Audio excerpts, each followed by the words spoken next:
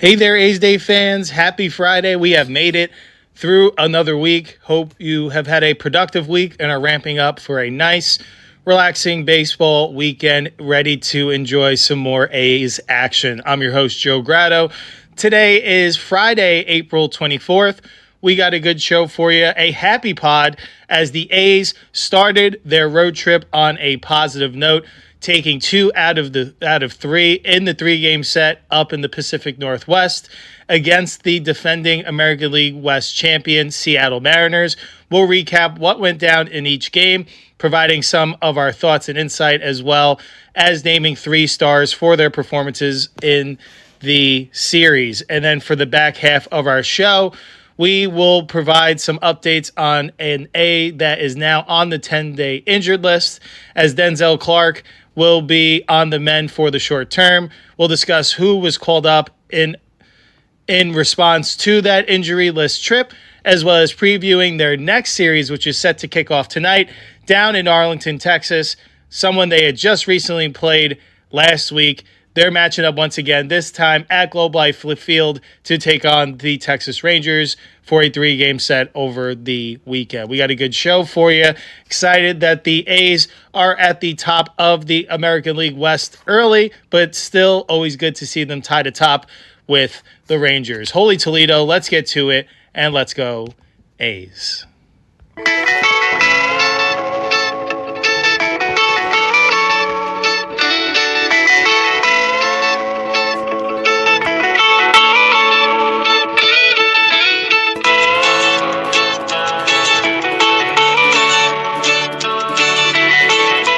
All right there, A's Day fans. Thank you once again for tuning in to our Friday edition, or whenever you're listening to this edition of A's Day. We appreciate all of your support. Be sure to follow along with us on our weekly podcast episodes that are offered 2 times per week on average, as well as checking us out on our social media platforms on Instagram at A's Day Baseball Podcast, on X, formerly known as Twitter, at A's Day Baseball. And be sure to check us out on our YouTube channel for video editions of these episodes, as well as A's player interviews and A's destination content baseball experiences and so much more as we continue to travel covering the A's throughout this year and for many years to come. And to become an official subscriber of A's Day, check us out on our Patreon site, patreon.com/A's Day for just $2 a month. You'll be entered to win monthly A's Day t-shirts, A's autographed memorabilia, future A's game tickets, and so much more as we are able to grow this platform collaboratively. All right, without further ado, let's jump right into what went down up in Seattle. They were coming off a disappointing conclusion to the homestand, dropping 2 of 3 to the Chicago White Sox. If you heard our last episode, we weren't mad, we were just disappointed. From there, the A's are looking to get off to a good start to the 6-game road trip within the division, with stop 1 bringing the green and gold to T-Mobile Park up in Seattle to take on the Mariners. On Monday, we were treated to the pitching matchup of JT Ginn getting the ball for the A's going up against Emerson Hancock. Mariners would jump out early as Cal Raleigh would deposit a solo home run to get on the board first.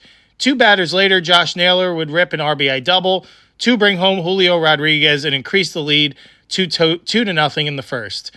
In the second, the Mariners lineup would clip Ginn once again, as Dominic Canzone would blast a solo home run to right center to grow Seattle's lead to 3-0. To the fourth we go.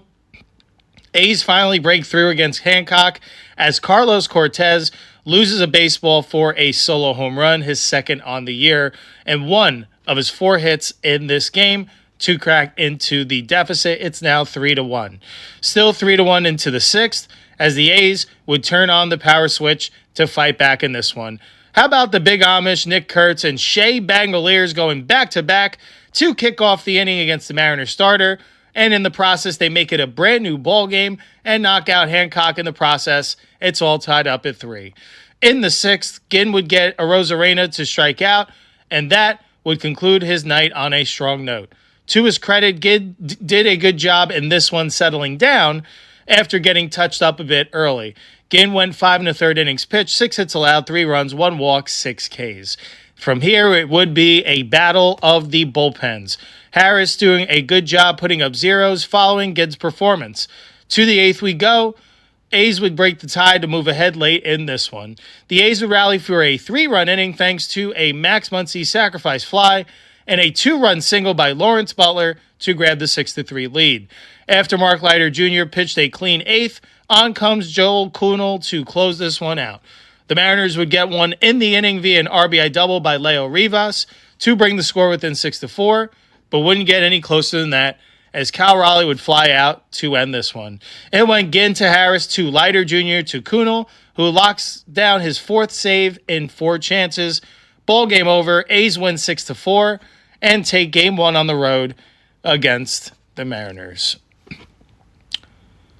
Very impressive performance. This was a team collective performance, and this is what I long to see consistently out of this team. And I understand that the game of baseball always is going to present its daily challenges and a lot of things that we ask these guys to do. They're obviously trying to the best of their ability, and it's easier said than done. But the one thing that you can keep within your grasp and within your control on a daily basis is your effort and your focus. And to be completely honest, and we're not diving into the last home series, not saying the effort wasn't there, but it sure seemed like the focus was elsewhere. That narrative quickly switched. I don't know what was spoken about within closed doors in that clubhouse, but this looked like a completely different team night and day from what we saw over the past weekend. This was the gritty team that makes it very easy to root for and to get behind. They were the team that doesn't put it all on themselves, on their back, but they know their brother to the next to them is going to be able to get the job done. And if not him, continue to connect those at-bats. It was an impressive sight to see. And the pitching staff, JT Ginn, it didn't look pretty early. It seemed like Seattle was going to be rolling early and stay on the throttle. But credit to JT Ginn, he has really pitched well early for the A's. And I feel like it hasn't been talked about enough. He gave up 3 runs early, but that was it. He worked his way into the 6th inning to take some of that pressure off of the bullpen, not needing to go into that part of the team too early in the game. We understand it's a long season and don't want to burn your relievers sooner rather than later. You want them to hold up for the longevity of the season so that those guys remain fresh and effective when called upon at any point throughout the year. So I think the mentality that Ginn has been showing, I think he's been pitching rather well. But even if he runs into some trouble early, he knows that he just needs to continue to pitch to his plan, pitch to contact, throw strikes, and know that it'll work itself out as well as as long as he stays around his consistency with his command. And as long as he stays on the attack, he knows that he can limit the damage, and he knows the quality of lineup that he has backing them, that they can swing themselves back into any game at any moment. And that's what we saw in this one. The offense was humming, 13 for 36, 2 walks, 4 Ks, and really good defense. And, of course, they were led by Carlos Cortez. Congrats to him. His first 4-hit game of his career. 4 for 5 in this one with a home run. He deserves every day at-bats, and he's been getting them pretty much. And we'll get to this later, but with Denzel Clarke hitting the injured list, I think it's going to open up some more time for Cortez in right field, but also those DH at-bats while Rooker's on the mend too as well.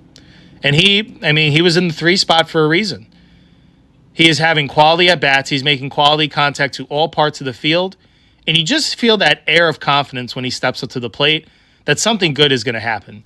Even if the outcome isn't going to result in a hit or a walk or with Cortez getting on base, he's not an easy out. It seems like that he grinds out at-bats. He sees a lot of pitches. He fouls off a lot of pitches. I think in this series he had a 13-pitch at-bat. Cortez is a quiet, unsung hero that is a quality player that we had our eyes on last year. And shout out to Cortez if he is a listener. Thankful for him sitting down with me before one of the A's home games last year. We talked for 5 to 10 minutes. Very nice guy. And you can see that consistency with his focus and his work ethic is translating to consistent success. And especially the more consistency he gets with at-bats, I think the better he's even going to be. Because we saw that all the success hitting 307 or 309 last year in limited at-bats, but he stayed ready and in the moment that he knows that that was his role and his job on his team last year, that when his name and number is called upon, that he better be ready to deliver because his teammates are counting on him. And it just shows a high level of fortitude to when you feel like you're a quality player and expect more, or maybe not necessarily expect more, but you feel you are deserving of more. Cortez is the example of showing patience. All that time he spent in the Mets in the minor league organization, not getting an opportunity at the major league level. Then last year, showing some success in short spurts when he was summoned upon off the A's bench and got some spot starts here and there. And now you can see this overall progression of a professional hitter, that now he's getting more consistent, regular at-bats, and day in and day out, he's putting up consistent numbers. And now he adds on here with a 4-hit performance for the first of his career. Plenty of hits to come off of that bat. Really like his short, smooth swing. Doesn't try to do too much. And with that short, compact swing, he's a strong guy and has plenty of pop in his bat when he does need to leave the yard as well. He's got a little bit of everything. So wanted to shout out Cortez. Definitely was the offensive catalyst. Although this really was a team collective effort. Nice seeing the Big Amish really starting to get going, it seems like. His on-base percentage is off the marks. His average is slowly creeping up. We'll get to that at the end of this recap, of this series recap as well. But him going back-to-back with Bangaliers, and Langoliers is having such a hot start to the year. He's now, this was his 7th at the time. We'll get to him in a little bit as well. But definitely they're continuing to show different ways to generate offense, not being solely reliant on the long ball. Did hit 3 of them in this one, but then you see late when they broke through the lead, they played small ball, driving in a run with the sacrifice fly, and then shorten it up and getting the job done with 2 strikes with a solid RBI or 2-run single by Butler.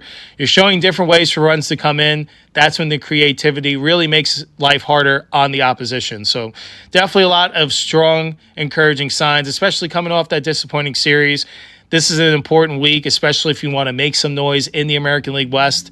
These are the games with those heightened expectations that you are expected to win more often than not these days. And it's good that they went up and took care of business to start off the road trip in a positive fashion. Strong start, but the next day presents a new challenge at hand, the beauty of the baseball season. A's have an opportunity to now flip the script and win this series against the Mariners to kick off the 6-game road trip, as this past Tuesday, Jacob Lopez took the mound for the A's going up against Luis Castillo. In this one, it would be the A's who would get the scoring started in this one. With 2 outs, Tyler Soderstrom would deliver an RBI double to bring home Nick Kurtz, who led off the game with a walk. Mariners would answer back in the third via a Josh Naylor sacrifice fly. It's now 1-1. In the fourth, the A's would respond back as Jeff McNeil hammers a solo home run, his first as an Athletic, and gives the A's a 2-1 lead. In the fifth, Seattle would answer again as Cal Raleigh hits a solo home run, back-to-back nights with a solo homer. It's now tied again. It's 2-2. In the sixth, now into the Mariners bullpen after a leadoff double by Sodi, Jacob Wilson's hot hitting with runners in scoring position continues as he laces a double of his own, bringing home Soderstrom and reclaiming the lead. It's now 3-2. Lopez would strike out the lefty J.P. Crawford to start the sixth, and that would conclude his night. He battled again with command and threw this order, but gave the A's a winning start. To the seventh we go. There goes that man again. Shea Bangaliers mashes a solo home run, also homering on back-to-back nights, his 8th on the young season. The A's are now up 4-2. In the ninth, A's clinging to that same 4-2 lead. Jacob Wilson delivers once again, this time an important insurance run via an RBI single to increase the lead to 5-2. On would be Jack Perkins for a second inning of work, and he would deliver a clean 1-2-3 ninth in an impressive outing. It would go Lopez to Barlow to Harris to Perkins, who closes out his first save of the season. Ball game over. A's win game 2 5-2 and secure the series victory against the Seattle Mariners. Clapping it up. What a team collective performance. And Jacob Lopez, it wasn't pretty. He's still walking batters at an alarming clip. But that was grit. 5 1/3 innings of quality innings pitched, giving his team an opportunity to do something that has been a bit of a bear over the last few years in winning another game at T-Mobile Park, or whatever it had been called in the past. It was Safeco. The A's are breaking through old barriers of places that used to be considered house of horrors for them. They don't care. They're just going out there and playing ball for one another and as a collective. I don't know if it's something where the switch flips when they get away from home and feel they have to take a little bit of that edge with them. I wish they would have it a little bit more at home. But nevertheless, it's really encouraging to see them win these American League West games. With this game, they secured the series victory against the Mariners. And it's good that they're continuing to collect win against AL West opponents. They're continuing to pass these early tests. These schedule makers, again, I feel like didn't do many favors for the A's for the month of April. But I think this A's club is handling it swimmingly. And I feel there is going to be a part of the schedule where you feel the A's may be able to breathe a little bit and open it up on some teams. But if the White Sox series was an example of anything, you can't take anything for guaranteed. But it's good that they're getting tested early and they're passing a lot of these tests, especially after their rough 6-game start. After that, they've been playing a much stronger brand of baseball. At this point, they increased their road winning streak to 7, an impressive number, with their strong performances in New York and continuing here in Seattle. They're playing with purpose. That's what I've noticed in this series, and especially in these first 2 games. Even in Game 3 in this one we'll get to here in a couple minutes or so. The purpose is there. The desire, the hunger. It feels that they play the role of the underdog and the team that a lot of people are counting out swimmingly. When the odds are in their favor, it seems they play a little bit too big for their britches. That's just what I've noticed early onset this year thus far. I like the hungry team. I like the team that goes out there and fights for every at-bat, that grinds and fights and claws till that 27th out, win or loss. That's what we're seeing again here in Seattle, and that's what we've seen mainly from this team on the road. And it's good that they're passing these tests early. Perhaps this is setting them up for some success towards the back end of this year. Hopefully when this A's team is traveling in the midst of a playoff series. But this is good experience that they're getting early. And yeah, they didn't hit great with runners in scoring position in this one, 3 for 15. But what I'm encouraged by seeing is that they're putting consistent pressure on opponents throughout the game. There wasn't traffic just early in the game and then this offense went dead later. There was pressure pretty much all throughout at some point. Not every inning, but it wasn't at just one juncture at the game. It was at different points of the game. You could tell the Seattle pitching was feeling a little bit of the pressure. Even if they got out of some jams and left, I think, 11 A's runners stranded, it added a lot of stress for them to work to get out of those situations so that the few situations that the A's did cash in on was just enough. And the difference in this one. They did go 13 for 39 in this one, 4 walks, so definitely led to a lot more of those chances of cashing in more runs. They weren't nearly as successful as Game 1, but I still feel like they did more than enough to get the job done in this one to support the quality performance by the pitching staff as a collective. Jeff McNeil, congrats. He hits his first homer as an A. That's exciting. It was definitely a nice boost to that dugout, especially once that game got tied. For them to answer right back in a big way was certainly encouraging. Shea Langoliers, he's up to 8 home runs on the season now. He's definitely up to an early MVP-type start to the season, something to keep an eye on perhaps. Is he going to be on his own personal 2025 Cal Raleigh homer track? Time will tell, but Langoliers is mashing away at a consistent clip. And Jacob Wilson just seems to be continuing to deliver in with runners in scoring position. It seems like every time he's up and there's ducks on the pond, he's coming through, whether there's an out, nobody out, or 2 outs. He's extending a lead, helping give him the lead, or helping the team get back into it, whatever the case may be. You can tell Jacob Wilson is starting to heat up with the bat. Seems like he's consistently on base 1 to 2 times a game at this point, and there aren't a lot of guys in this lineup currently that I'd feel more comfortable in this situation right now than Jacob Wilson with the way he's been swinging it with these runners on. So hopefully that trend continues for him. And Jack Perkins, he's been money since he's gotten his initial call up this year. We saw a bit of him last year, though it was a mixed bag, but this year I think has been a lot more consistent. I think a vast improvement with command. Thus far, he's made 5 appearances, pitching to a 2-0 record with a 3.86 ERA, 9 1/3 innings pitched, 3 walks, 12 Ks, and he does have a save. So he's really filling up his box score, his player card, without a doubt, early and often. But he's being thrusted into high leverage situations, and he's delivering. I think what we saw last year, that the stuff was there, but he was falling behind counts way too often, where this year there's a lot more conviction with that improved stuff. And I feel like you're seeing an overall quality pitcher that I think eventually could make his way into the starting rotation. But for now, I think he serves as a multiple inning role out of this bullpen. I think he fits that role perfectly for this A's team, and I hope to not mess with his development. I hope he stays there at least for the duration of the season, because that's another weapon that the A's can lean upon as they continue to search for consistent answers out of their bullpen. With the win, the A's do secure the series against Seattle and had an opportunity to sweep this series the following day, this past Wednesday. We were treated to a pitching matchup of Aaron Savali going up against Logan Gilbert. It would be no easy task, as the A's would be battling the Mariners' opening day starter in Gilbert, who is one tough customer with high strikeout stuff. It was looking good early, however, as the A's jump on the board first in this one once again.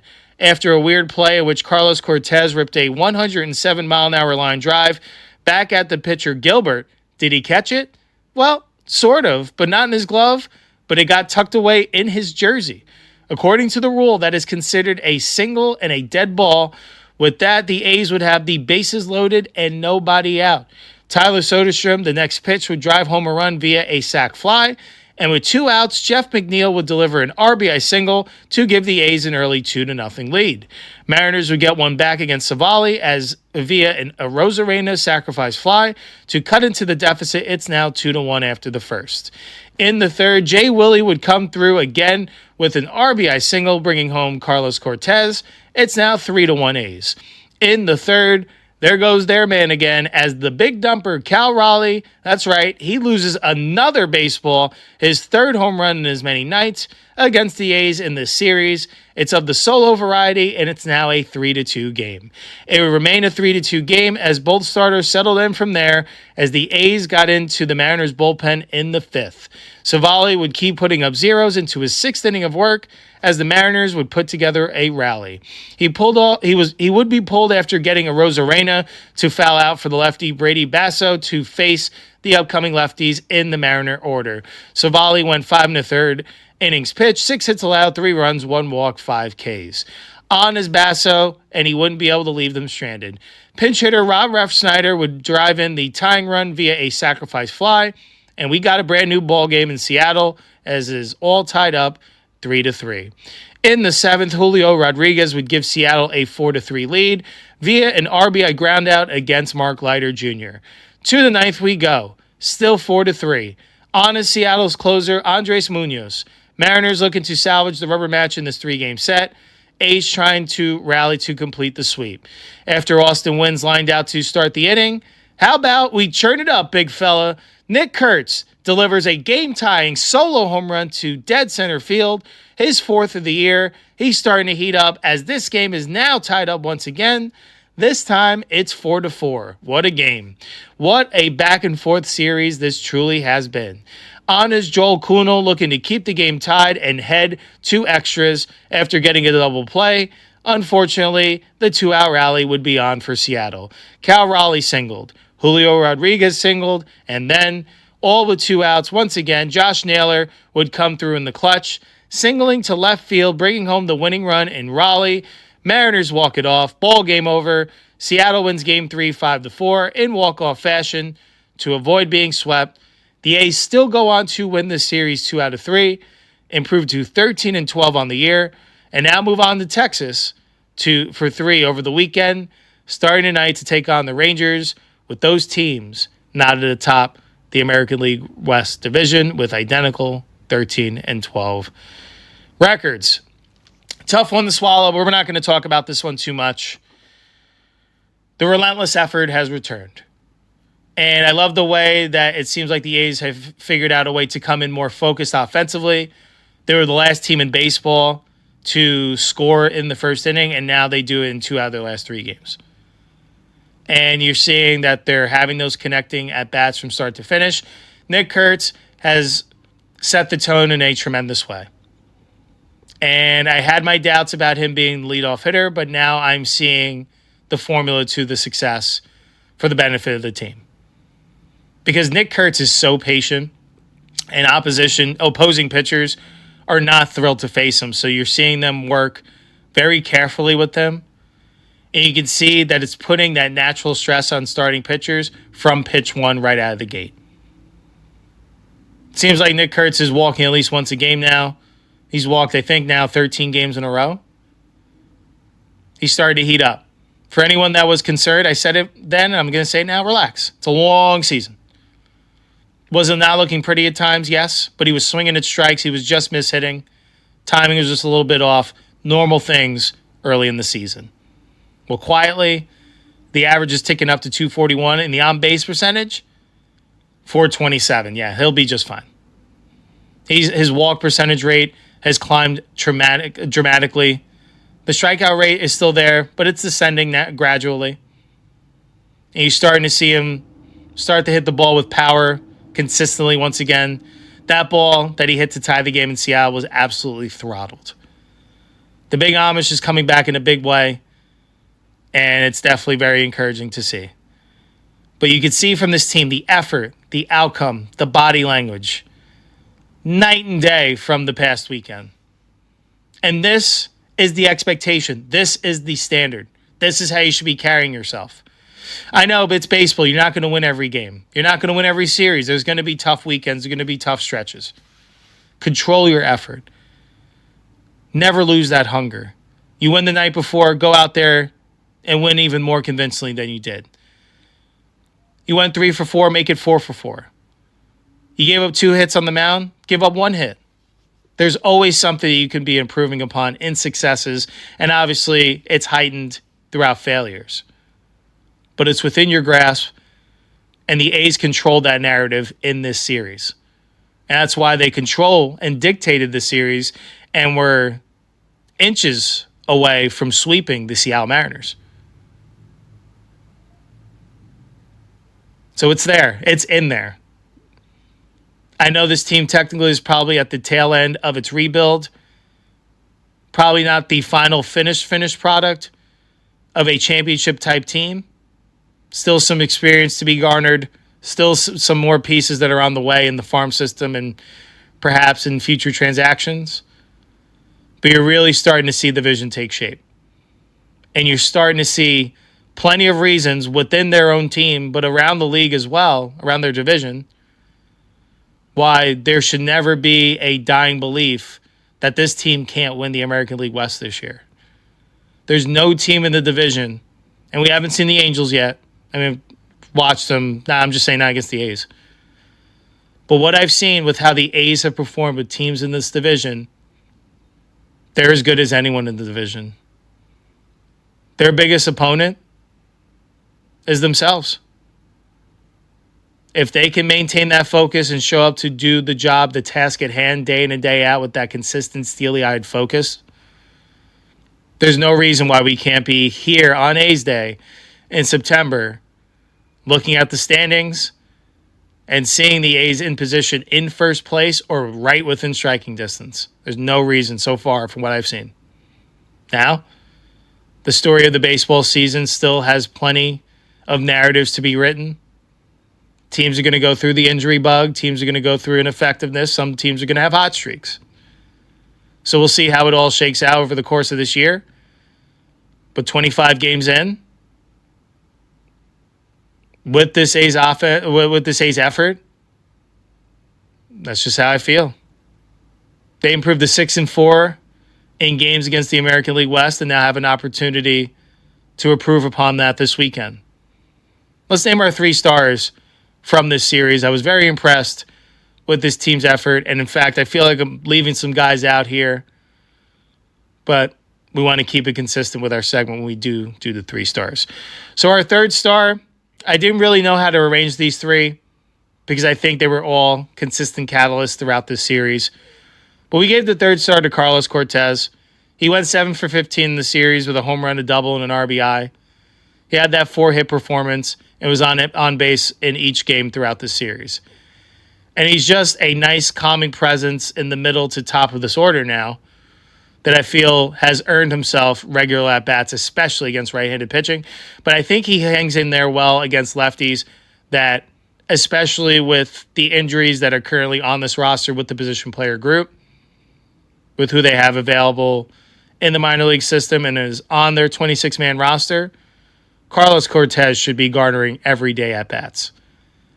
His quality of at-bat is having a positive effect up and down this lineup.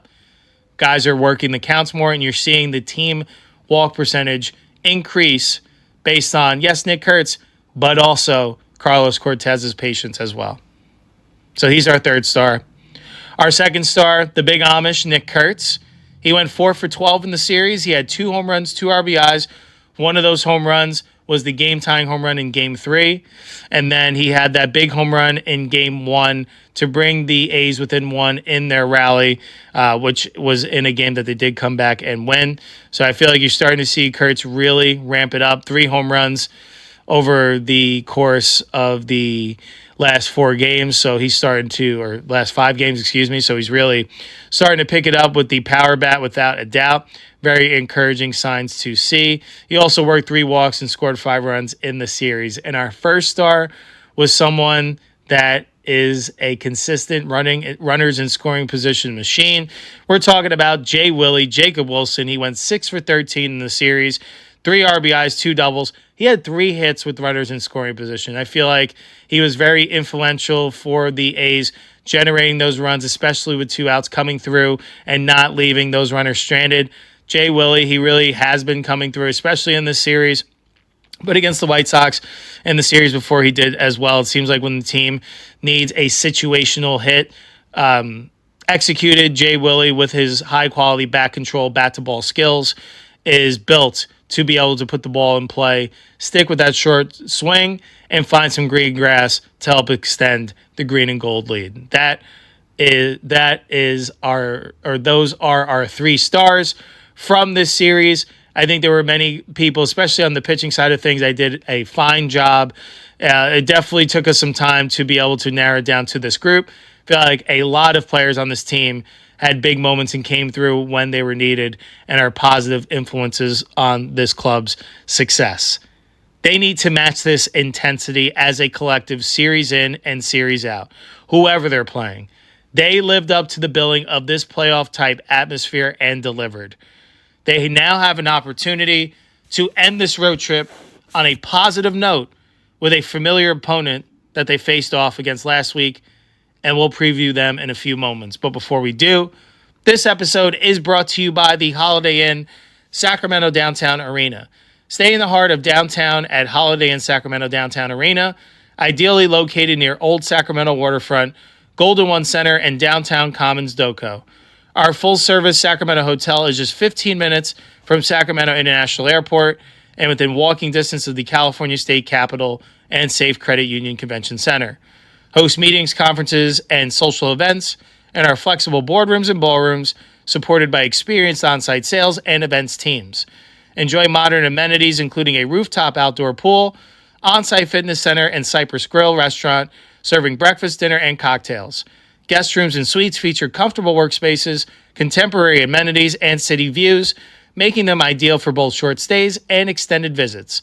Whether you're attending an event, planning a meeting, or exploring Sacramento dining, entertainment, and cultural attractions, our downtown location keeps you close to it all. Downtown access, full-service comfort, easy booking. Stay at our downtown Sacramento hotel. All right, before we get to our preview, we did have a little housekeeping. Denzel Clarke has been placed on the 10-day injured list, and that was done officially before Wednesday's loss in Seattle. Colby Thomas was recalled from AAA Las Vegas to take the vacated active roster spot. Clarke is dealing with a bone bruise in his right foot. Manager Mark Kotze said that the issue relates to a lingering injury to his big toe that Clarke has battled for quite some time.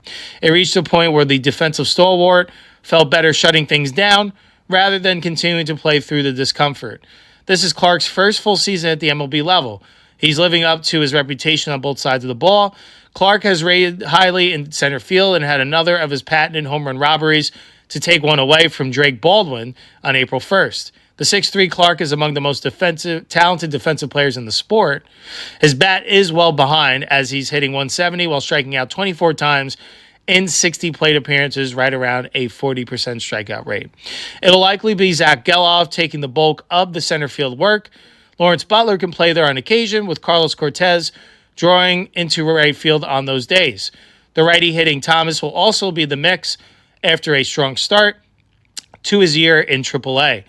Thomas was batting .309, a .397 on base, and .574 slugging percentage with 5 home runs in 17 games for Las Vegas. He debuted last season and popped 6 homers and 132 plate appearances, but he struck out 49 times, which was good for a 37.1 K percentage, en route to a meager .267 on base percentage.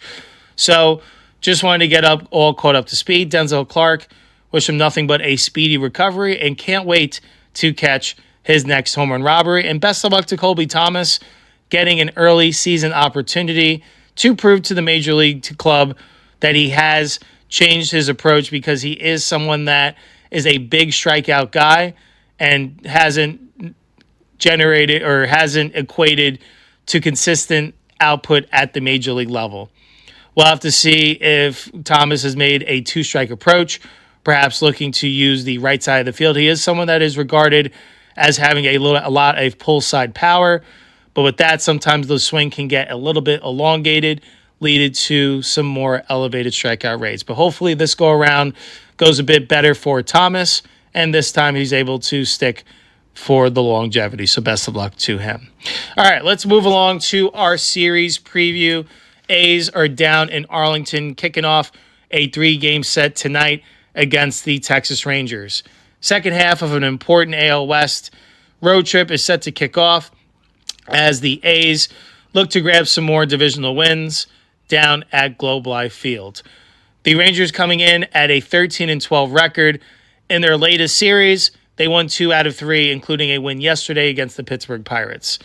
The latest head-to-head, well, that was last week, April 13th to 16th. The Rangers and the A's faced off in West Sacramento, and these two clubs knotted atop with identical records at the top of the division.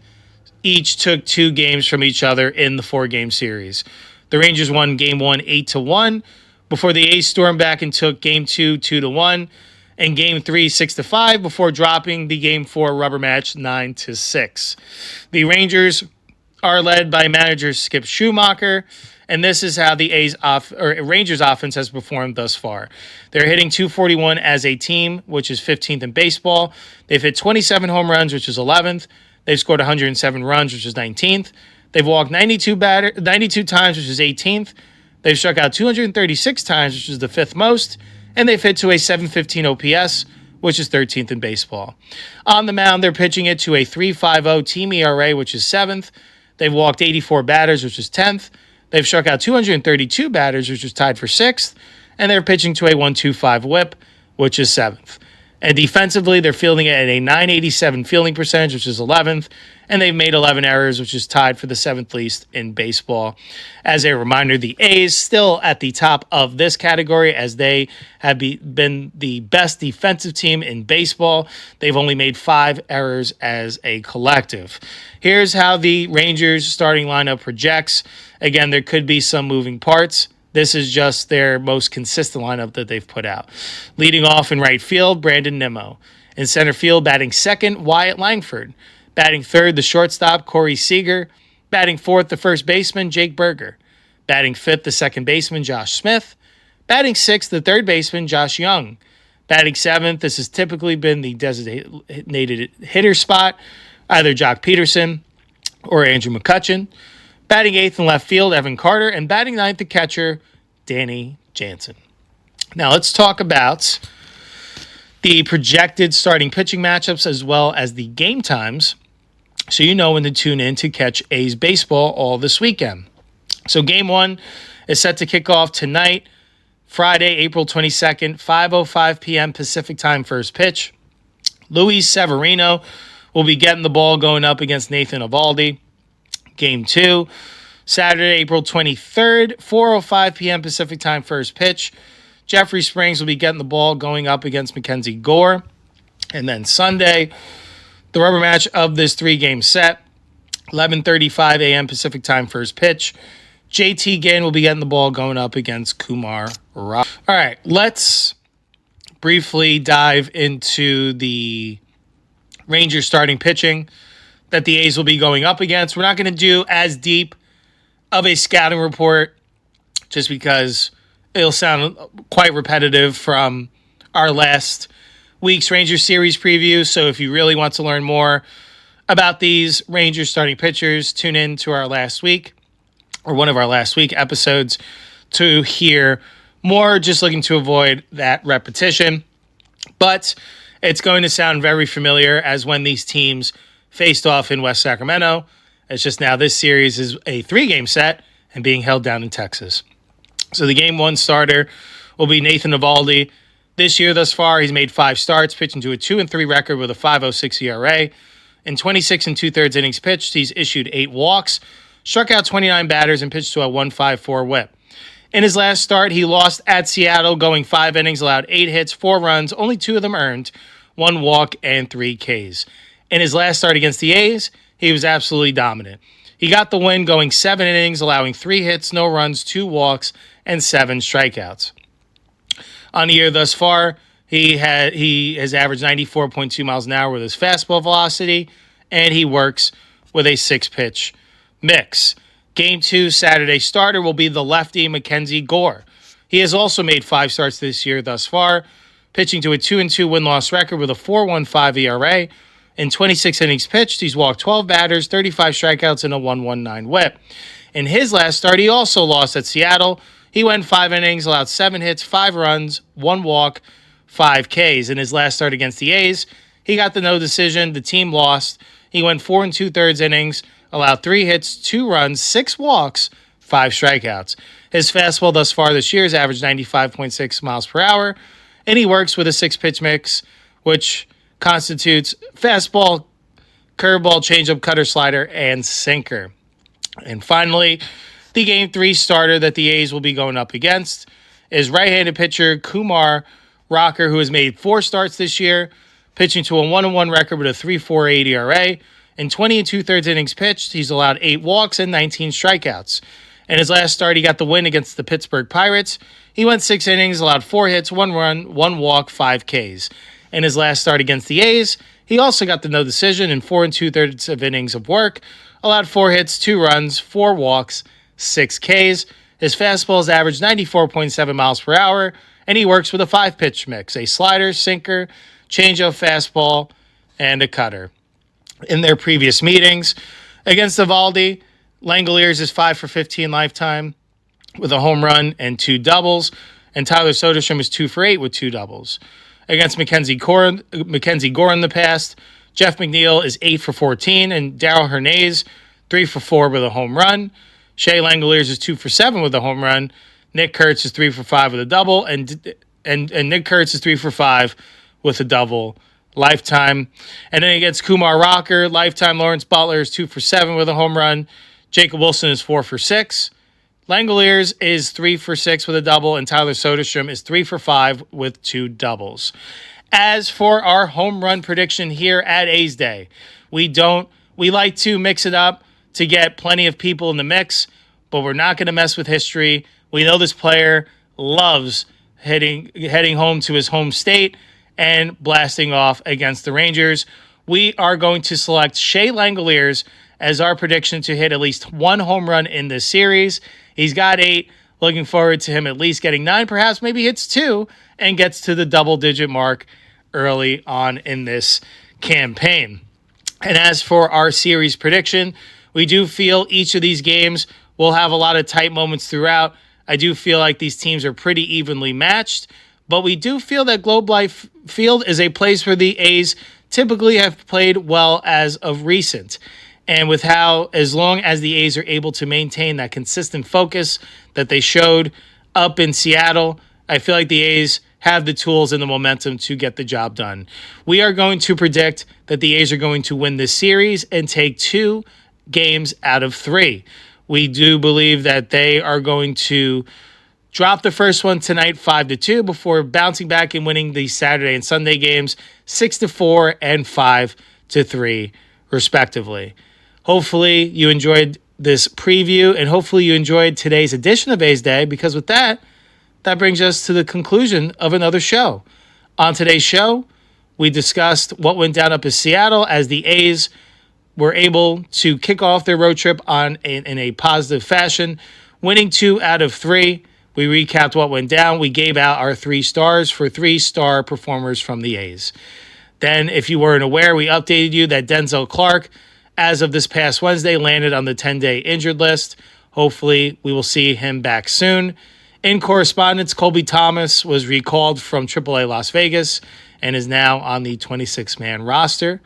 And then, before getting on out of here, we previewed their next series, which is set to kick off tonight against the Texas Rangers down in Arlington, Texas. First pitch is scheduled for 5:05 p.m. Pacific time. Luis Severino will be getting the ball for the A's going up against Nathan Eovaldi. Happy Sevy Day to all who celebrate. Hopefully it's a good one that we have in store later tonight. We'll be back behind the mic for Monday's show as we recap what goes down against the Rangers this weekend before providing a preview of what to expect against their next opponent in West Sacramento. They'll be welcoming in the Kansas City Royals. And then there have been some developments about some financial holdups with the development of the Las Vegas Stadium. Who could have seen that coming? Is this a little hitches in the plans, or is it just speed bumps and business as usual will carry on? We've heard a few new developments, so we'll bring it to this platform for Monday's show. Once again, I'm your host, Joe Grado. Thank you so much for hearing our thoughts on everything athletics baseball. Hope you all enjoy A's baseball all throughout the weekend like we will, and we can't wait to see them come back to California with some Texas-sized victories. Take care, everyone. Have a great weekend. Let's go, A's. And until next time, holy Toledo. Let's get it, A's.